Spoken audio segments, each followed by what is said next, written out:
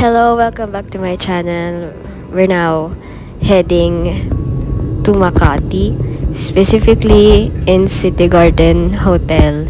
So, ayun, first time namin to sa Makati. Since our stay is going to be super short, we just decided to have a roof deck dinner later para makita lang din namin yung buong Makati. Ganun lang, simple plan. And finally, we have arrived. So, CR check lang madali.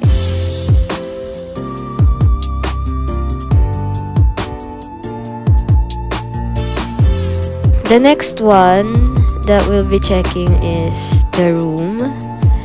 And yung standard room nga pala tong kinuha namin ha. Yung rate is eto. Yung rates niya nung time na binook namin sa booking.com kami. Shout out booking.com. Baka naman. This is a standard room, no view. Ibig sabihin pag binuksan namin yung kurtinang yan, wala ka dyan makikita. And hindi ko naman siya na video na binuksan ko yung bintana. Pero ito, bubuksan natin yung wardrobe nila. Ayan, may pa bathrobe. Pero di talaga namin yan nasuot kasi sobrang bilis lang naman nung naging stay namin.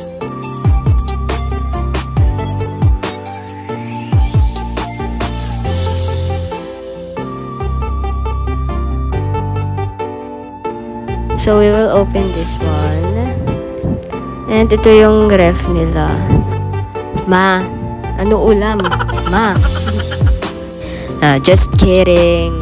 Pero ito, no joke. Gumagana naman yung ref nila. Naka-on siya and malamig na actually.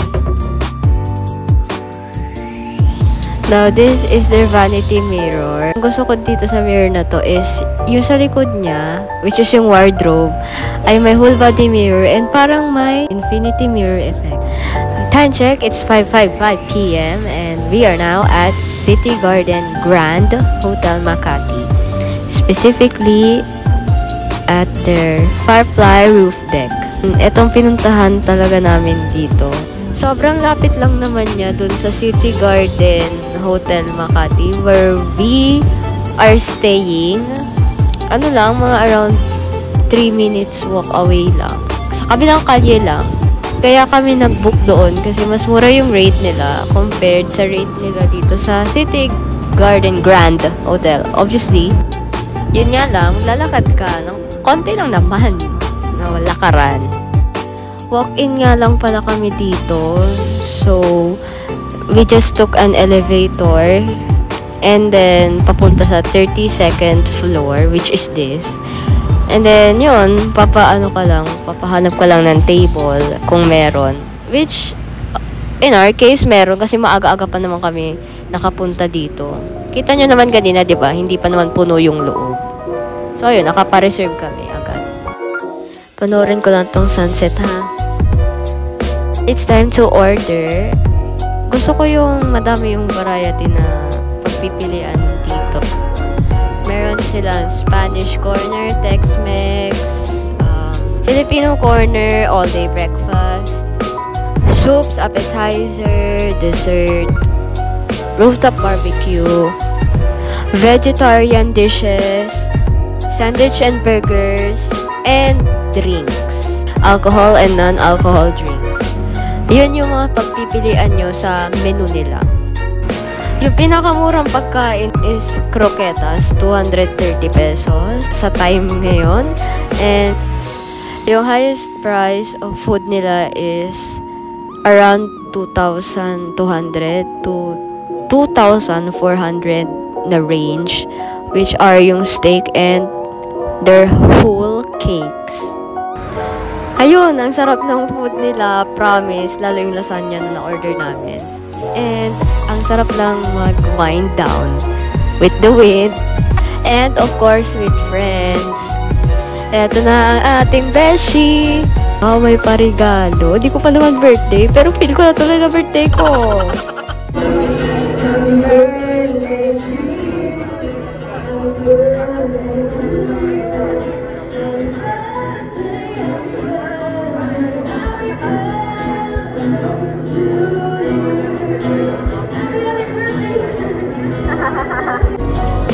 time check, it's 8 p.m. and yun, dami ng tao sa loob, di ba? Kaya mas earlier kayo punta around 4 p.m. Okay na. Kasi pa-sunset na yun, hindi naman siya na mainit. If ever maganda nga yung weather. And luckily nga, hindi umulan nung time na to. Kasi feeling ko pag umulan, ang lamig lalo. Sobrang hangin nga dito actually. Tapos if ever nga umulan, it's gonna be cold.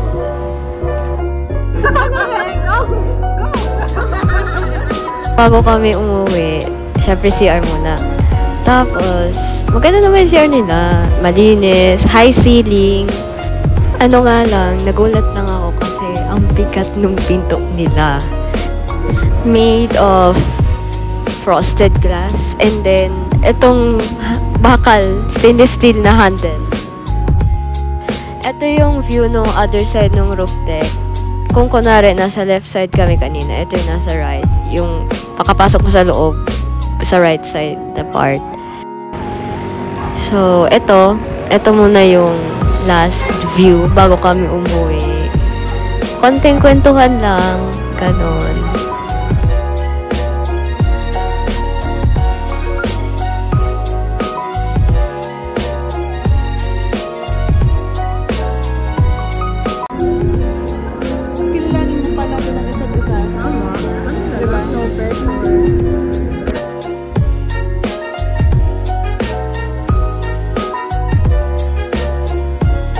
Ito yung sasabi kong sobrang lapit lang. Itong City Garden Grand, dun sa City Garden.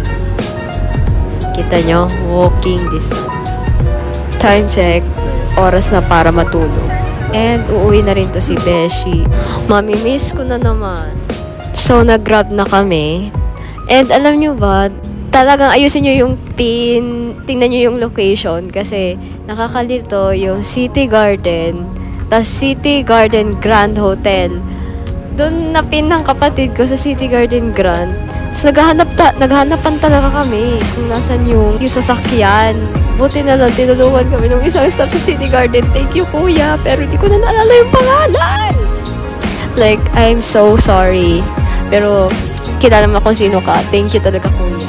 Kung napapanood mo man to, thank you ulit as in.